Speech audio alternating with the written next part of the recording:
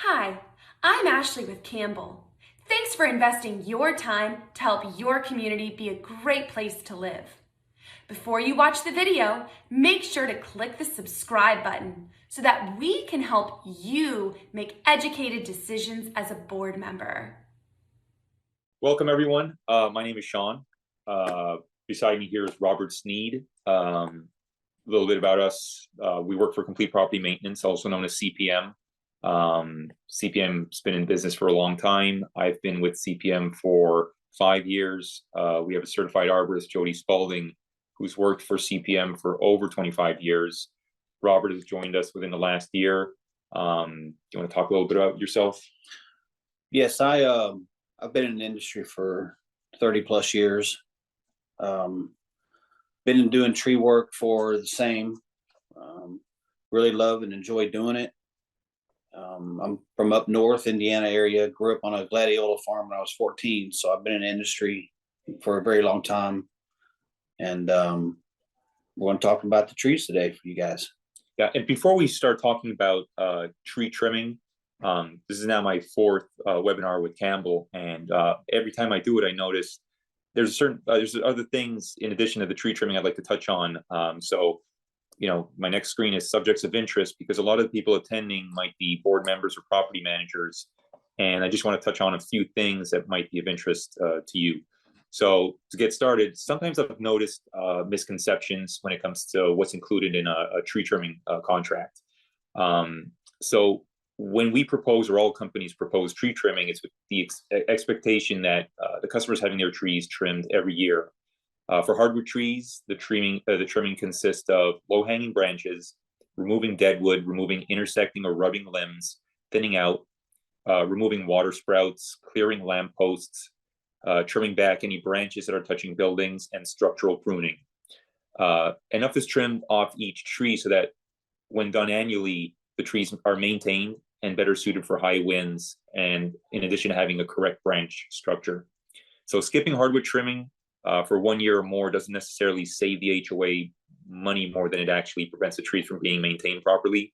For budget reasons, if you do decide to skip trimming, certain trees in certain areas, you might want to come up with like 2, 3, or even 4-year plan to make sure at some point those trees do get trimmed. Another area of confusion is sometimes with the difference between trimming back branches that are touching homes or structures and reductions.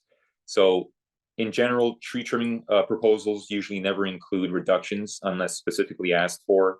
The reason for that is the price. Selective reductions or complete crown reductions require a lot more work, and the price reflects that. The price difference is anywhere from, if in an annual tree trimming contract per tree, you're looking at $30 to $75 a tree, as opposed to maybe $250 to $650 for a reduction, usually a selective reduction. If you're talking about a complete crown reduction, which is trimming the entire canopy of the tree, you're looking at around $1,500 or more per tree, because it's a lot of work and it's very extensive. So if there is more work required on any kind of trees on your property, it might be best to request a separate proposal for those. Another area of interest is in South Florida. A lot of the properties we service, and there's a lot of properties, especially in South Florida, that are 15 years old or much older than that. And it's completely normal to have trees where the canopy of the tree has grown over the roof or building. Often homeowners request, canopy be trimmed back off their roof. So something like that isn't included in your annual tree trimming contract. It can be done. It's an additional expense, and usually the properties with single-family homes that we service, the property manager will usually have us reach out directly to the homeowner to quote them on doing a little more extensive work. Another subject I want to bring up, and I actually took some pictures here. So this is a picture here, a couple pictures of a gumbo limbo tree at my local park, South County Regional Park. And this next screen here is a mahogany tree on one of the properties I did a tree count for, to quote some tree work. So this is in regards to disease and decay. For some reason, I don't usually see an urgency to address trees like this. For some reason, it's a huge liability, because when a tree has decay, what happens is, you'll have limbs that can break at any time. and pieces can randomly start falling. And this is not a very big tree, but it is in a park where children play. And let me see if I can get my pen out here. Okay, so you can see this area here is completely decayed. So at one point, maybe one of the branches broke, left an exposed, the inside exposed, and it got a disease and it just worked its way in. At this point, if you see it early enough, that's the thing too, is to have it addressed as early as possible, because if you wait too long, it works its way into the entire tree. So this right here, even if you were to cut this limb off, I guarantee you the disease or decay has already worked its way inside the tree. And it's got more than just one areas of decay, like this area here, it gets bad up here. So, even if I were to cut it from right here, which might take care of all this right here that has decay and disease, at this point, you're left with a tree that looks really weird. So usually a tree like this, I would just have removed. And this one here is very similar. It's the mahogany tree. You can see the decay, and I knocked on the wood in this area. It was completely hollow. So this tree right here is suffering from, severe decay. I would remove the entire thing because there's really nowhere to cut it back to. And I found one thing a little funny, because I don't know if you can see me zooming up here, but there is a nail. And I've noticed on this property, they do tag their trees. And you probably already know this, Rob. It's a big no-no to, put any kind of, stick anything to a tree, because it introduces, ways for water to get in and disease and decay. So that's very possible what happened here. So that is something else I wanted to bring up. And lastly, is planning. So when you're about to have tree work done on a property, it's good to make sure, things are done in order. So if you were to have pressure cleaning done, obviously have that done after the tree work. Tree work can be a little messy. And the same thing with painting. It makes more sense to have the tree work done before, because a lot of times you'll have palm fronds touching buildings and branches. So, have us trim that back, then do the painting. So with that aside, let's begin. There are 6 categories. You want to read these off, Rob? Reasons for trimming or pruning. Types of pruning and pruning terms. How to, what not to do. Examples. Questions and answers. So questions and answers, at the very end, we're gonna have a question and answer type. Obviously nobody can answer, and it's not an interactive thing, but I'll, leave the question up, give it a couple seconds and, show the answer. I might cut that a little short because I know some people have questions of their own. So Rob and I are gonna attempt to answer those as well at the very end. All right, so I'll start off, and if you don't mind, actually, Rob, reasons for pruning, if you want to read these off as I. Okay, reasons for tree pruning may include, but are not limited to, tree health and structure, creating a central leader and removing co-dominant leaders. It is especially important to start with young trees. And just to touch on that a little bit, what we mean by co-dominant leaders is your biggest goal is to get a central leader on a tree. If you're going to plant a new tree, city and county codes require you to plant a class 1, which is basically a tree that has a central leader and then branches off like this. What you don't want is a tree that sort of starts off like this and really early starts branching off into 2 co-dominant leaders. This right here is creates a weaker tree. What you get sometimes is included bark in this area right here. This is you get this area where they come together. Usually you get included bark is where bark actually fuses inside the crotch of the branch, and that creates a very weak area. So what you're aiming for is a tree with its nice central leader. So again, if you're going to plant new trees in your neighborhood, they're going to obviously be, if you planted them with a permit and with the county and city, is going to be a class 1. So you want to maintain that nice structure. And a lot of times on properties, I get asked for proposals and they say, listen, we got some younger trees here. They don't need any trimming. When in fact, those trees probably need more, well, not more trimming, but need to be attended to just as much as your larger trees. So that's just something I wanted to bring up. Safely, potentially dangerous limbs that may break due to deadwood, disease, bad structure, falling coconuts, large seed pods, large palm fronds. Which brings me to in Pembroke Pines, police officer was on a motorcycle going down Pines Boulevard towards 75, and they have royal palms, and one of the palm fronds had fallen, and hit the police officer where he was deceased. So, and even coconuts, coconuts in the state of Florida kill more people than lightning strikes. So planting those in areas, pool entrances, things like that, around cars, they'll need to be trimmed a little more often. So I just want to point on that real quick.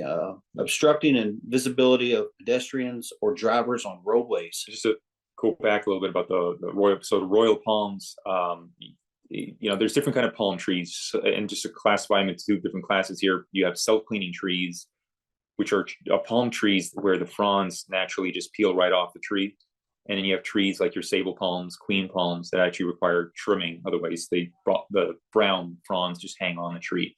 So a royal palm, for instance, is a self-cleaning tree. So those fronds at some point will eventually just fall off themselves, which could be dangerous, like Rob said, if they're in areas that are around where people walk or in parking lots. And also they have those big seed pods and they just fall right off, and those things can be very dangerous as well. Absolutely. Clearance for pedestrians on walkways or vehicles on roadways, low branches or limbs interfering with traffic. This to pruning to be able to see a view from a window, balcony, etc. Prevent growing branches or palm fronds from damaging, touching roofs, gutters, homes, screen enclosures. A pathway for insects and rodents from branches or palm fronds touching roofs and structures. Allowing light to penetrate, reduce shade trees for sod growth. Trees or palms dropping leaves, seeds, fruits, and making a mess on driveways, walkways, etc. Touching or obstructing lamp posts, obstructing signs. Wind resistance, prevent limbs from breaking or trees from falling in high winds. Aesthetic, nicer to look at, shade trees and palm trees. Okay, so shade trees should be trimmed. It should be trimmed once a year. Palm trees should be trimmed once a year or twice a year, depending on what kind of tree it is and where it's located. All right, types of pruning and pruning terms. So if you hear the term trim and prune, usually it's used interchangeably. Subordinate, which is the main term used in tree trimming, which is really to trim back. So for example, you have a branch, it branches off like this. You never just cut a branch right here and leave a stub. You subordinate it, which means essentially just means trimming that branch back down to a lateral branch.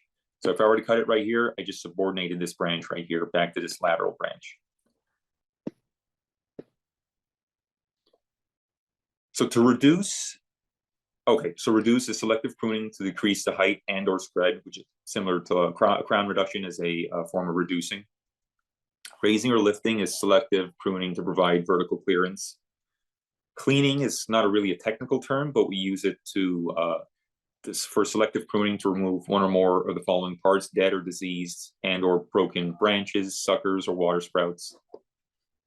Thinning, which is a selective pruning to reduce density of live branches. Thinning should result in an even distribution of branches on individual limbs and throughout the entire crown. Removal, so again, go back to subordinating branches. Removal cuts is your typical cut, which is basically, so if I were to subordinate this branch right here, that's your removal cut.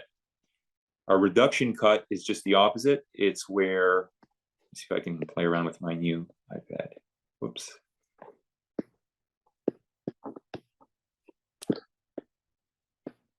So the only difference is a reduction cut is where the larger limb, which is this right here, is brought back to this lateral smaller limb.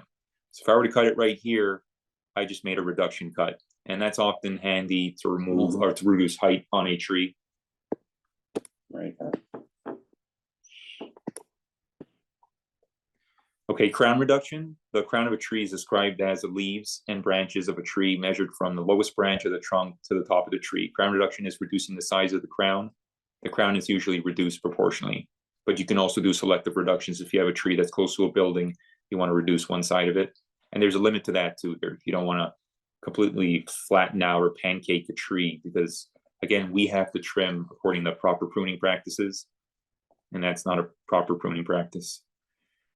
Okay, how to properly trim or prune. Pruning is an important part of keeping your trees healthy and looking their best, and using proper technique is an integral part of making this happen. An improperly done pruning job can actually harm the tree and leave it vulnerable to disease or decay. So when you're trimming branches, the 3-step cut method is a great technique to make sure your pruning cuts are clean wherever you want them. And here's an example. And this goes for if you have smaller branches, you can literally just take a chainsaw and cut it off. The reason for you can just hold it with one hand and use a handsaw to take it off, because you can actually support it with one hand. But if you have a larger limb that you can't support, what you're going to do is you're going to do a 3-step cut, which is basically your first cut's going to go at the bottom here. You're going to go in about 1/3 of the way in. Any more than 1/3, it might start pinching your chainsaw or cutting tool. So you go 1/3 in, and your second cut's going to be out here. So you're going to start at the top here. As you start to cut, that limb is eventually going to start breaking, come down, and what happens is usually the bark will start peeling off. And now the reason for that first cut is for it to break off right there. If you didn't make that first cut, it would continue to peel the bark and leave the tree exposed. So that first cut prevents that. Second cut, that entire limb comes off. Now you have a small portion here that you can just cut right off without worrying about peeling the bark. Go ahead, Robert. It's very important to prune young trees to create and maintain a strong single leader. Yeah. So the first picture here, you have a tree with a nice central leader, and then you got branches that branch right off it. That's perfect. Here's a modified central leader, where, for whatever reason, the height might have been getting too big, so they did a reduction cut where they took the larger and brought it back down to a smaller branch. They subordinated it, but it's still a legal cut, and it doesn't harm the tree. And this is to reduce the height. And here you have multiple leaders. This is actually a problem here, where you have multiple leaders and a good chance of included bark. And this is something you really want to avoid on your trees, and you're actually trying to create always a central leader. Principles of strong structure: one dominant trunk, which you can see on the right side, strong branch unions, and balanced canopy. So this is a picture of a tree in a parking lot, and if you look, it's got 2 co-dominant leaders right here, and this area where I'm drawing in red has included bark, where the bark actually fuses between both co-dominant leaders. As this canopy gets heavier and the tree gets bigger, they'll get much heavier, and there's a good chance in high winds it might split right there. And this is probably the worst place where you can have a split, right in the parking lot. Yeah. It's bad pruning. We talked about this again, but just go over it again. Reduction cut is where the larger branch is subordinated back to the smaller branch. Removal cut is your typical cut where you remove the smaller one.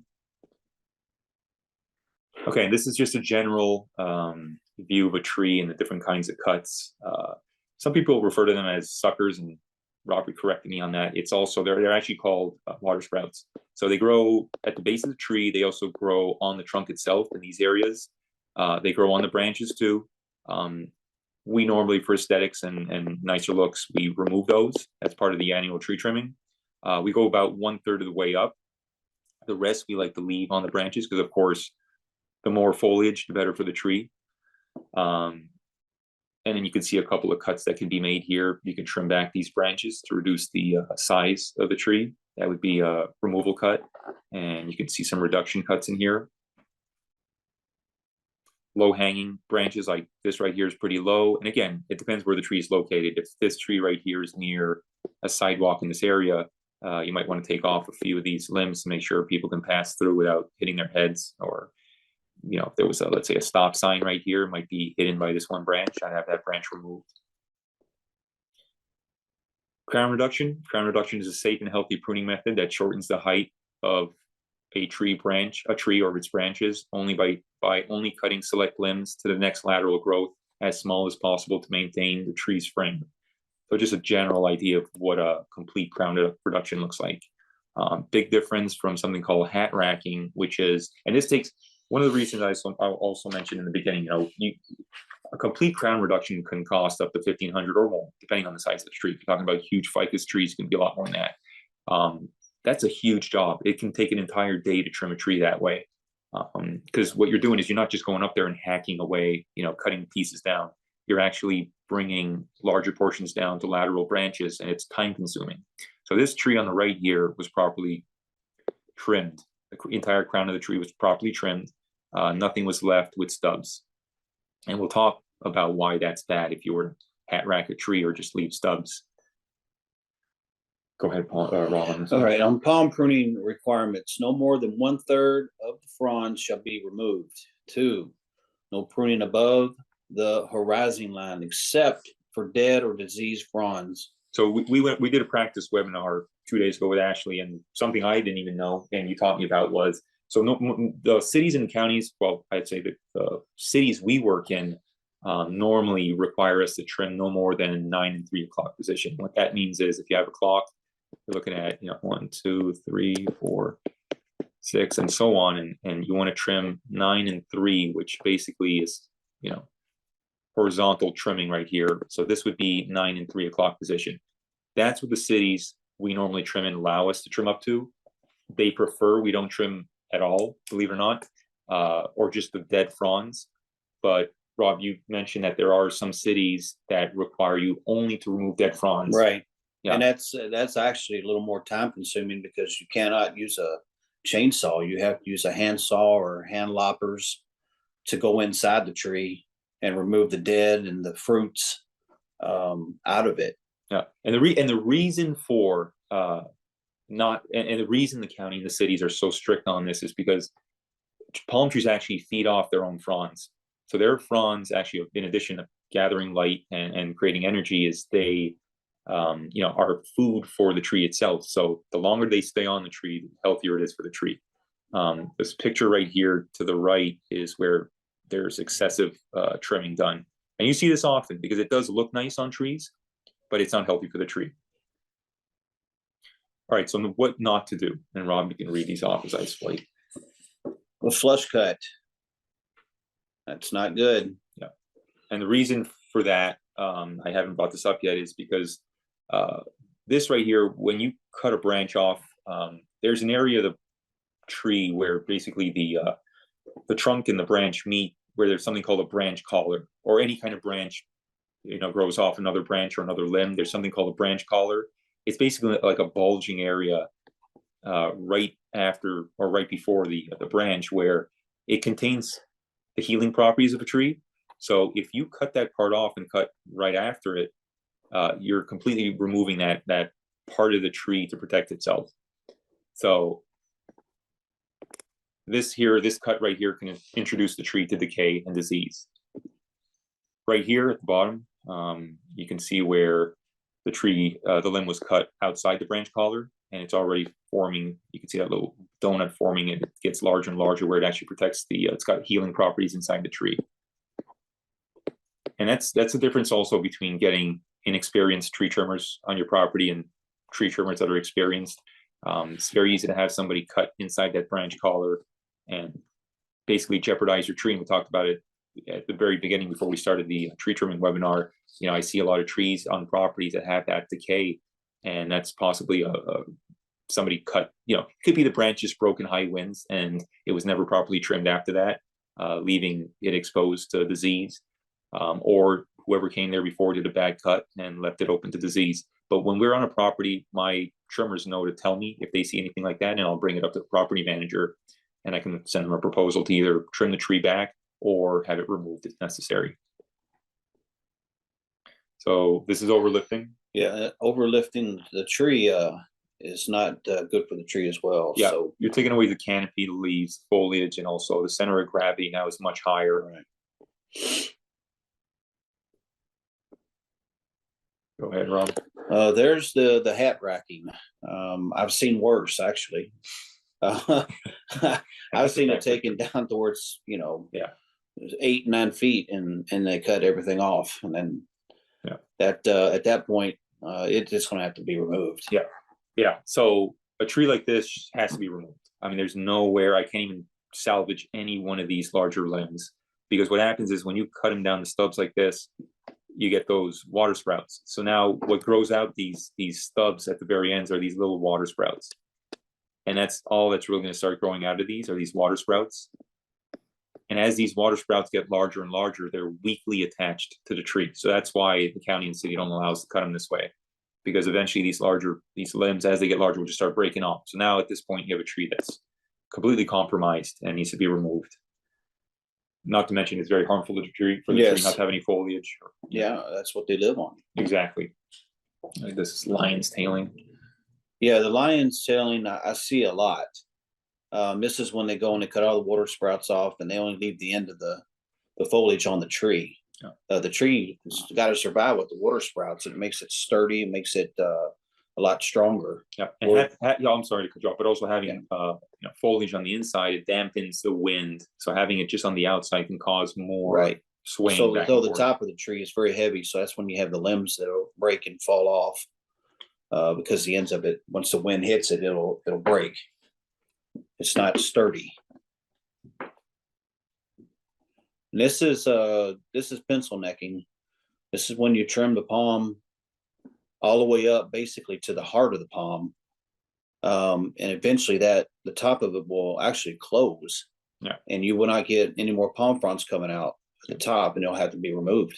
So sometimes when you're on a new property, sometimes you'll see trees trimmed this way, and the reason for that is it's hurricane trimmed because the tree hasn't established itself. So when they just put in a tree, it's got a root ball that hasn't established itself. They have to trim it this way. And also for transport, when they transport the trees, that's the only time you want to trim a tree this way. I don't know, some people like the tree trimmed this way, but what it does is obviously prevents a tree from absorbing light, getting nutrients, and you get this pencil necking right here where you create a weak tree. It doesn't always necessarily happen because somebody trimmed it. I'll see trees like this sometimes. Maybe it had less water that year. Maybe there was a little bit of disease or whatnot, but there's many reasons for that. But if you see a tree trimmed, this obviously isn't helping. No, it's been there for a while. Yeah, obviously he gets them trimmed that way. All right, so examples. Again, demonstration where a flush cut is. One other thing I want to mention, because in the question and answer section, they're going to bring it up.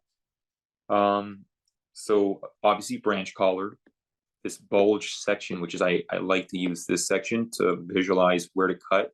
You want to cut right outside that branch collar. There's something called the branch bark ridge, which is this darker area right here. It's in the branch crotch. The branch, they say to use this kind of as a visual to know where to cut. I don't like to do that. I don't think anybody I know uses a branch bark ridge. I prefer to you can usually visualize and see this bulging section on that branch, and you want to cut right outside there. Examples of codominant leaders and included bark. So again, this is a tree, obviously not a class 1 tree. I don't know what this is, what the codes are in this county or city, but well, it's in a Walmart. It's in a Walmart, yeah. So who knows? But 2 codominant leaders on a pretty fairly young tree. So this tree is growing with 2 as it gets larger. Again, you get a weaker union right here. This is on the top right is a picture with a tree that's a lot more mature that has obviously where it's already splitting what looks like, but obviously included bark in this area where bark is fused on the inside. And as those limbs get very heavy, the canopy gets very heavy. This is what you get right here. When you get high winds, it'll just split. And you see that darker section is the included bark where it was so weak, and it split right there. So there's reasons why, you want to prevent codominant leaders. Picture right here is a example of a reduction and topping. So the difference between them. Up here, this is pruning under utility wires. Normally you don't want to trim tree this way, but if you have no reason, but if you have no choice but to do it because you have, let's say, electrical lines, this is how you would do a reduction cut. But this is a legal cut because, like I said, it was reduced back down to a lateral branch. So that's perfectly fine. On the right here, you have a topping cut. So the tree was topped, leaving stubs where you're going to start getting some water sprout growth and weak limbs. but that's not allowed. And this right here just shows what I just explained. So, this was properly trimmed up here, and this is what it looks like in a couple of years as it grows. And the same thing on the right, we get those water sprouts that are these weak limbs that are growing and can easily break off. Again, another example of what happens, topped tree, and this is probably what you've seen before on properties. I've seen that too. And then growing after the topping at these weak limbs. Go ahead, Robert. This is a vista, a view trim at a shopping plaza, it looks like. Yeah. And this, you want to do the lifting, obviously, and you want to create an airflow. So the one on the right has airflow. We have high winds, a hurricane, the winds can kind of go through the tree. On the left, it does not, which will cause the tree to uproot and fall over, or a lot of damage. And I just noticed this now actually, but this tree does have some codominant leaders. You can see where it kind of breaks off in a couple different trunks. So that's a candidate for splitting. So you want to keep this tree well maintained, thin it out on a regular basis. Every year. Do not skip a tree like this. On the bottom here, you can see where the tree was thinned out to let light get through to the, light up the sod, give it some sun so it has a better chance of living, instead of when you see some dead grass, sometimes some sod that can't keep.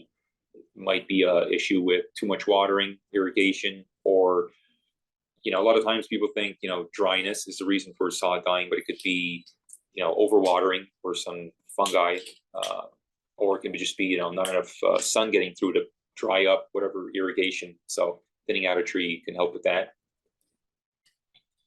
Example, your palm trees, neglected, not trimmed for a long time. You get rodents.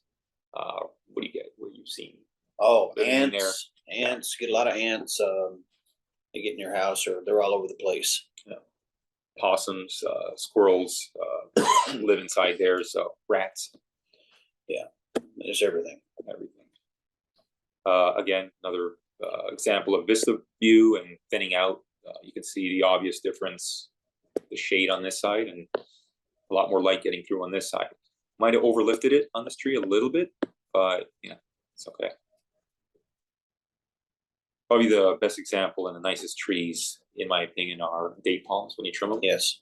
So again, we do annual tree trimming on a property. On hardwood trees, you won't notice much of a difference, although there was a lot of work involved in trimming the trees.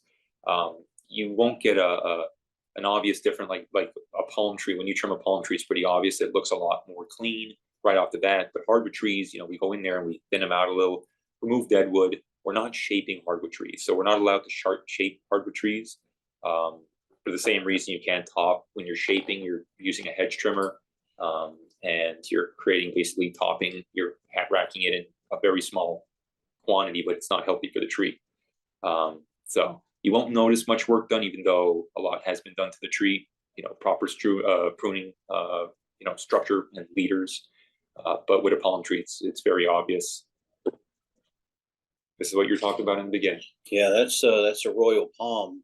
And the fronds are, they can be anywhere from 10 foot to 12 foot long once they fall off. Yeah. And you get these missiles right here. Those right there, they weigh probably a good 30 pounds. And they come down and they got a sharp point on the end of them. Yeah. And I've seen them actually stick in the side a good foot, just sticking there. So that right there would hit someone, or that would be bad. So we offer a service. We use royal palm ties, which is basically we'll trim your tree. So we'll remove these, we'll remove all the seed pods, we'll cut whatever fronds are close to falling off, and then we'll put a tie on here, and we'll come every quarter and remove that tie, cut it off, remove any fronds, anything else that's grown, and put another strap on there. So that comes in very handy. If you have these royal palms near walkways, let's say in a pool area or in a parking lot, or even at your house right near your driveway or where people walk. So royal palm ties, if you have a tree company, bring it up to them, ask them if they have that service. Another example of included bark. Yes, sir. 2 codominant leaders, another leader here and another leader here. Fused included bark right here, and you can see how heavy this canopy was. It was never thinned out. and it just split in high winds. All right, guys, so we're doing pretty good on time. Questions and answers. This section right here, obviously it's not interactive. So what I'm going to do is I'll present the question, give you guys a couple seconds, come up with the answer, and we'll go from there. All right, so I'll read out the question. I'll let you guys come up with the answer, and I'll swipe and it'll display. So when removing a branch from the trunk, the final cut should be made in this manner.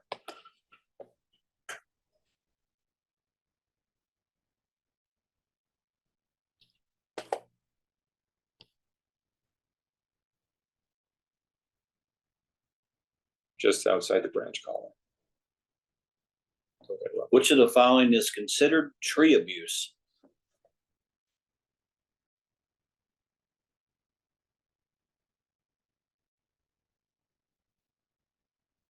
Okay, on this one, it's going to be all the above. As we're doing these questions here, I'm just looking over my notes, and there were a few things I wanted to talk about also, because they're probably going to come up in this question and answer. One of them being, okay, so most cities and counties don't allow us to trim more than 25% off the tree's canopy. Not the entire tree itself. So, you know, you've got a large tree right here and a large canopy, 25% maximum off the canopy, not the tree itself. So, you know, that leaves a lot less to be trimmed. And the reason for that is, again, you know, it needs its leaves to collect sunlight and create energy. So, but that doesn't include annual tree trimming. Annual tree trimming will never come close to taking off 25% of your tree's canopy. That's more in regards to canopy reduction, crown reduction, or selective reduction.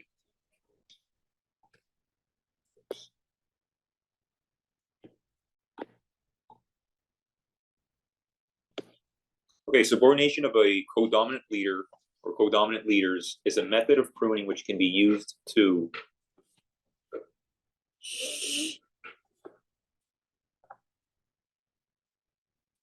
and if you can't figure out the answer to this one, that's probably my fault. Well, not so much my fault, but I just wanted to, I didn't mention this so much.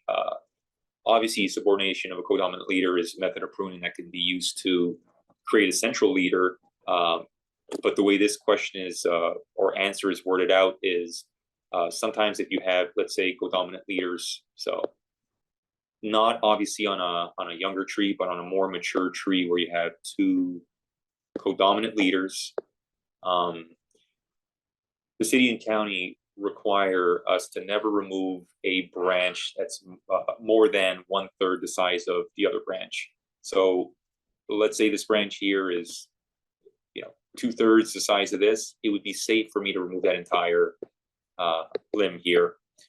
In this case, it looks like closer to 50%. So that I couldn't do. What you can do is, you know, let's say it's got more branches going out here, is I would subordinate a couple branches, do reduction cuts, and every year prevent this side of this branch from growing. This is like a 2, 3, or even 5-year process, right, where you continue to subordinate branches and preventing it from growing, while this one here continues to grow and thickens and gets wider. So once this here gets 1/3 the size of this branch here, it could be safely removed.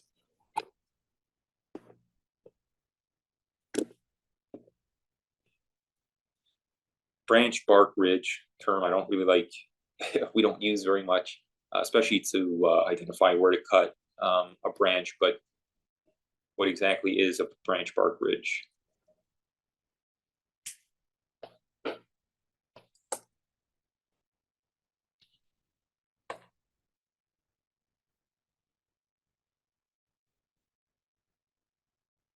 It's a raised or darkened area of bark tissue near the branch crotch. The problem with flush cuts is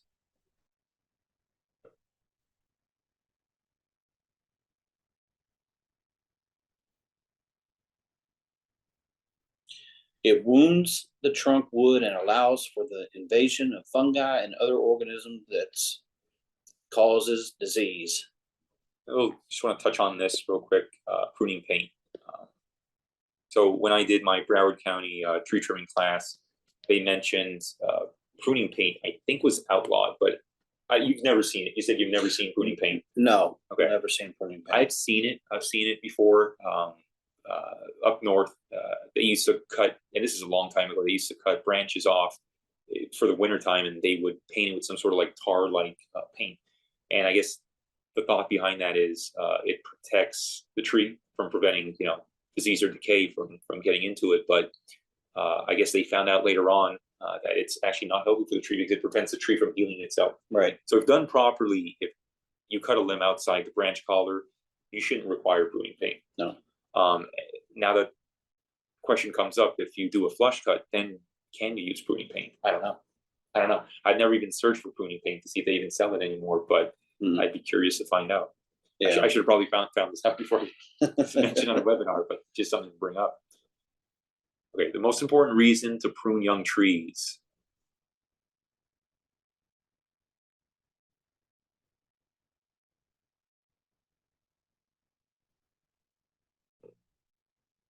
Create, maintain a strong single leader and good branch pattern.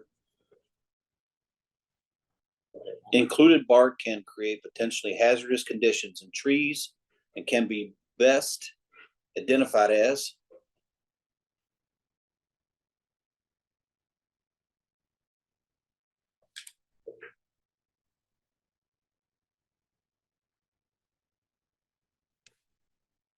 tree bark trapped in a weak union between codominant stems. If anybody doesn't know what Wellington tape is, that's basically what landscapers use. It's that flat, usually black tape they used to tie down, just in case anybody was wondering that was watching. Yeah. Okay, which of the following best describes proper pruning? This is on palm trees.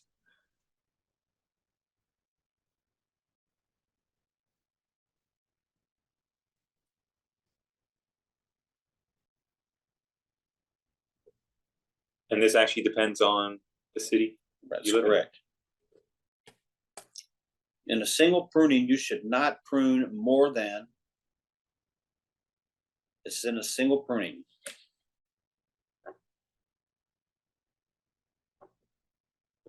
That's 25%.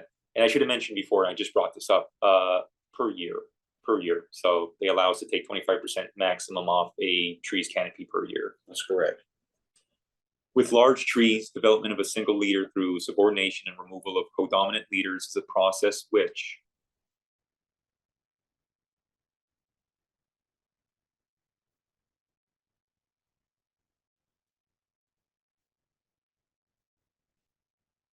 can take a couple years to achieve.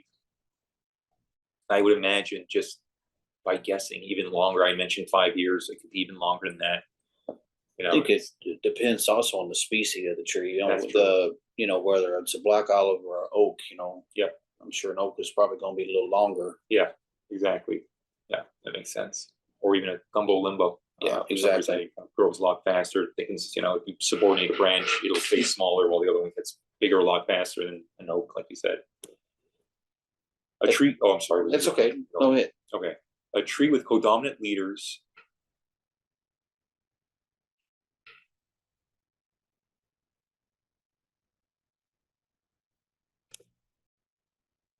all of the above. Large diameter branches that are larger than what you can support with one hand should be removed.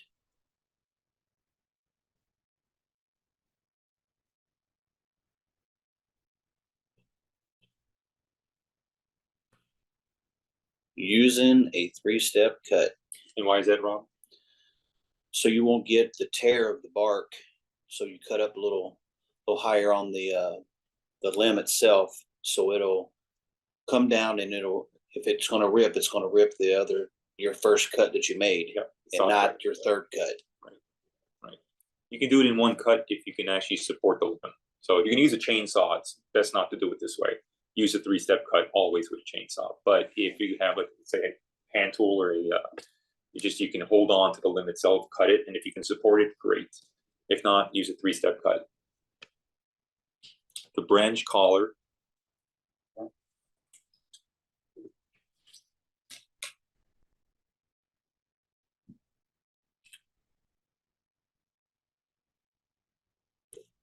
All of the above. And you can see it is swelling at the base of the branch, and that's where that's what I use to identify where exactly to cut. You'll see a little bulging here, a little bulging here. You would make that cut right outside the branch collar. When a customer requests to top or overlift a tree, you should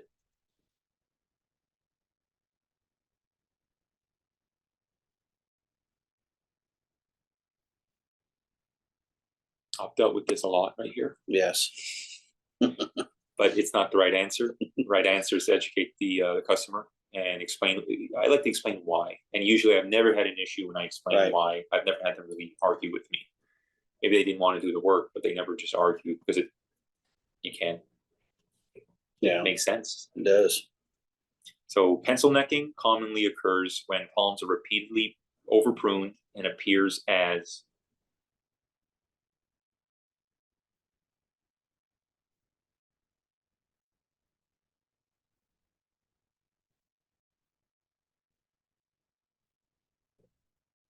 weakening and narrowing of the upper trunk.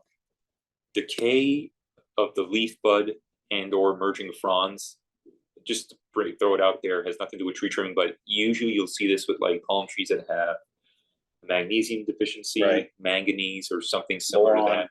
Yes, exactly. So chances are, if you start seeing that on your trees, or they're coming out frizzly, the fronds, it's a mineral deficiency of some sort, nutrients. So look into that.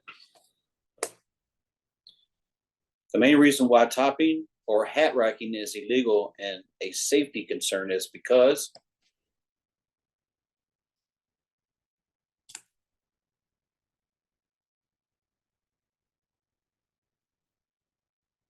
the multiple sprouts that form on the stubs may grow large, be weak, attached, and break off. They are also ugly. Trees look awful. Why they ain't there? I know, it should be. I guess the answer here is actually 1 and 2. All right, when making a 3-step cut, the first cut should be made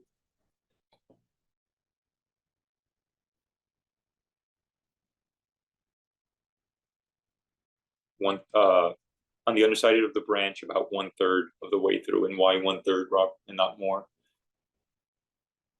Because the tree needs to get that support and the food. Well, it just pinch your cutting tool. Yeah, as you cut in. So 1/3, I think even less than 1/3. I just like to cut a little bit through the bark so that the bark, when it starts peeling, it'll just break you can off. actually feel it Yeah. in the saw itself, and that's when When it starts, when you want to stop. Yeah. The reduction cut is useful and recommended when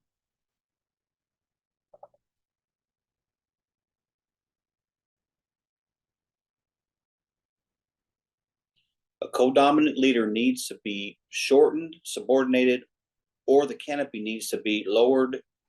Crown reduction. So guys, that kind of concludes our questions and answers in the webinar. I know a lot of you guys have questions to ask us, so we have about 10 minutes left. I'm going to try my hardest. I'm got to get out of here, but I know you do too. Again, thank you guys for joining, but we will try answering as many questions as possible. Few housekeeping items in case anybody's got to run real quick before you do the questions and answers. So if you do have to go, we totally get it. I will be issuing the credits for this with the DBPR. So if you've attended, I can see that you're here, you're good to go. The certificate of completion will be in the follow-up email. That will also have the presentation and the recording of this presentation, along with Shawn's contact information, so you can reach out to him. With that, I'm also going to launch the poll, so we can please get your feedback on how we did today. So Good feedback, everybody. Really appreciate it. And then I'm just going to turn it back over to Shawn and Robert to answer as many questions as we can before 1 o'clock. All right. Thank you, Awesome. Ashley. Thank you.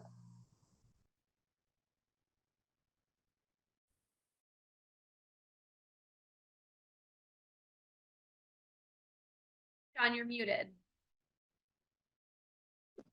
Thank you, Ashley. First one, this may be an obvious answer to many, but I'm trying to determine what type of oak tree is in our community. I see them all over Naples, but I'm not sure if they are black oaks or different variety like bluff oaks. Live, What'd you say they are? live oaks. Live oaks. Chances are they're live oaks. I wish you can attach a picture. Yeah. You know, by the way, when I first started here, I remember I was having issues with some plants I'm not too familiar with, and there was an app you can download, or you can actually take a picture of it. But now you can just use, I don't know if anybody knows this, you can actually use Google reverse image search. Yeah, so if you just pull up the Google app right here, we can see this. Oh, you got the picture of this? Yeah, Yeah. picture of this. Oh, that's, yeah. CPM actually has a picture of this app on all our phones pre-installed, which is a nice app. But you can give this a try too. So you just pull up your Google account and hit this little, right by the microphone, this little picture button, and it does a reverse image search. You probably already know this, but sometimes it doesn't identify exactly. You know, you just here, I'm gonna take a picture of Rob and see what comes up. Let's see if you're popular. No, it comes up with blue shirts. Blue shirts. Oh. But Well. yeah, if you get close enough, and I try to get the, sometimes I'll take a couple pictures if I'm not familiar. There are some trees that are just random trees you don't see very often in South Florida. I'll take a picture of the bark, or I'll try to, even better than that, is I'll try to take a picture of the leaves if they look a little weird, or some fruit that's growing on it. So get enough in that picture to try to get an idea. If not, picture this is a great app. Right. We are planning to plant shade trees along grassy areas away from blogs in the shores at Aberdeen. Are gumbo, limbo, and live oak considered low maintenance in terms of berry and flower dropping on sidewalks? Yeah. So with berries, yes, you do get a lot of leaves that drop, not as much as other trees. And again, so I just dealt with this not too long ago, where one of the property managers asked me to look at a live oak that was, again, a community or a subdivision of a community that's almost 30 years old, and the tree is huge. And the canopy of the tree is not only over the walkway, but over the roof of the building. And there's no realistic way I can trim that back. So, I mean, and the thing is, too, it was a live oak. So thank God it was a live oak, because it is more sparse. It's not one of your more dense trees. But you are going to get some leaves dropping. It doesn't stain the concrete as much as like a black olive, Right. which has a lot more tannins and I guess the berries and the leaves themselves. But live oak is not a bad, you want to make sure also your soil is very good. South Florida has terrible soil, a lot of sand. So you get a little bit of dirt on the surface, and that's where the roots tend to grow, is like surface roots, because that's the only area there's a lot of dirt. So, if that's the area that has a lot of like sand, it's going to want to grow on the surface, and it might kind of grow into your, was it sidewalks that you want to put it on the grassy areas? Yeah, if you're going to put it in a grassy area, then it's perfectly fine. A gumbo limbo, the roots can get a little wild with a gumbo limbo, especially if there's a lot of water around there. But a live oak, I would say, is probably your best bet. I would say live oak. Do I click on these once I do answer live? Done. Okay. Interesting. Okay, a friend in an HOA with a board member that claims the trimming trees is detrimental to the tree and encourages root growth is looking for reliable information. Okay. I probably hacked that when I read it. I'm sorry. Yeah, there's nothing wrong with trimming trees. It's actually good for the tree in some ways. I mean, it depends. If you have a tree that has a large canopy, I think it'd be wise to trim it every year to maintain it so it's structurally sound for high winds. That's one of the main reasons you trim trees in South Florida.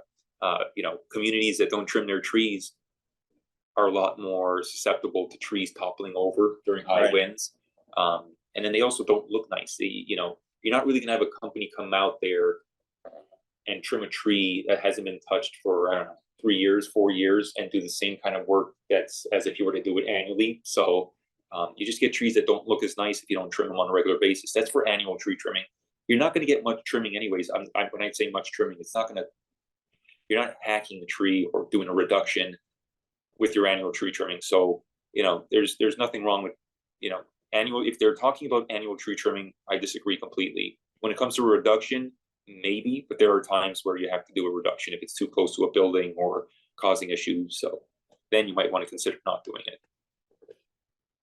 Our landscaper uses metal. Oh yeah, to remove palm fronds. So yeah, you're not supposed to use spikes. But then again, I've seen people do it all the time. You know, most tree companies carry 32-foot ladders with them, and if a tree is taller than 32 feet in an area where you can't get a bucket truck or some sort of aerial lift to, Yeah. chances are you have no choice but to use spikes. That's just being realistic here.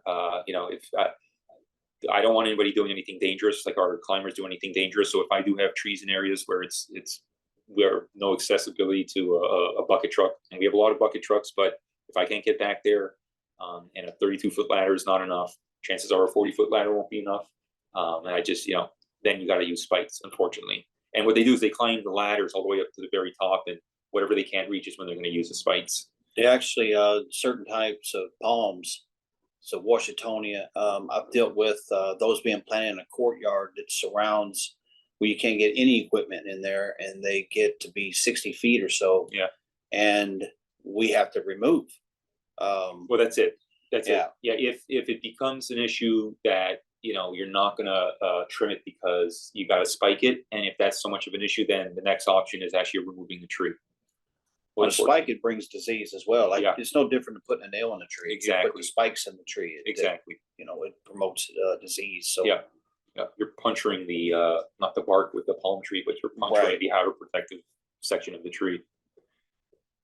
And the big thing is insurance companies does not insure a guy if he falls out of that tree. Exactly. That's So another we got to thing. be careful with that.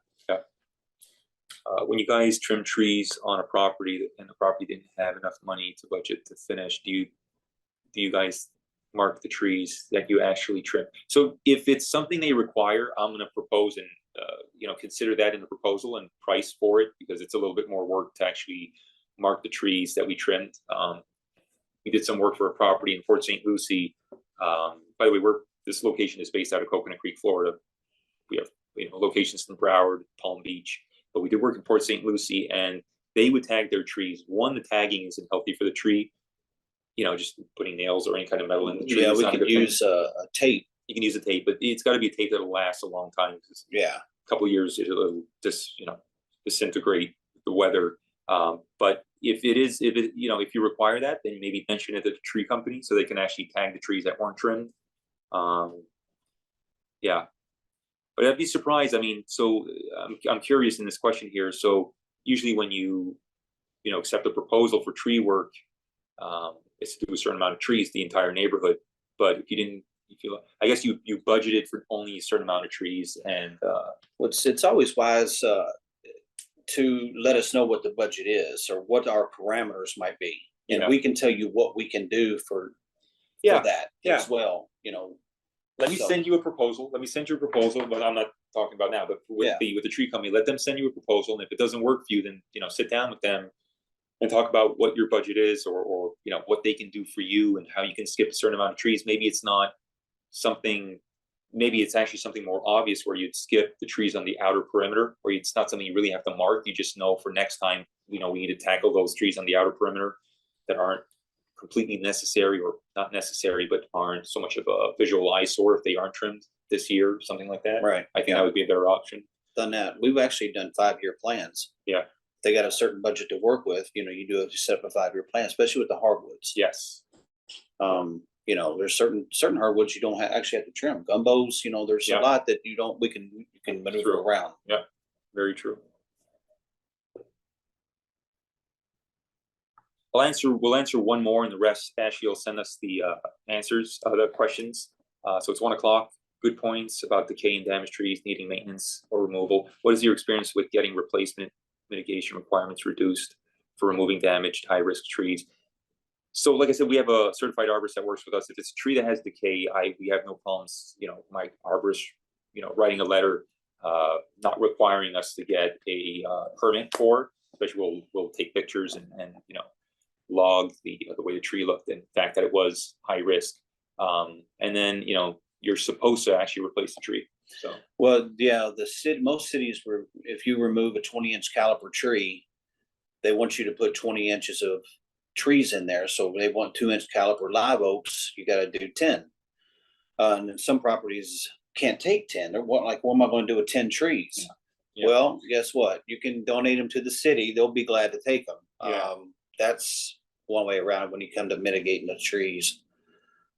That's true. Everything Rob just said is true. I mean, yeah, I've gone through the city, remove one of the properties not too far from here, and it was 2 live oaks that were damaging the irrigation. And each removal required a replacement of 5 live oaks that were 10 to 12 feet, class 1, or if you do something like a smaller tree, like a silver buttonwood, I think it was like 8 Right. silver buttonwoods or 9 silver They buttonwoods. actually give you a list of trees you can use Yeah. in each different city, which they, are starting to use different trees. They're actually starting to use a lot of pine trees and maple trees right now. Yeah. So bringing them down a little further south. Yeah. So guys, thank you so much for attending the webinar. I hope we were helpful. Yeah. Have a good day, everyone. Thank you very much. Thank you. Thanks for watching. For more great educational content, click the subscribe button now.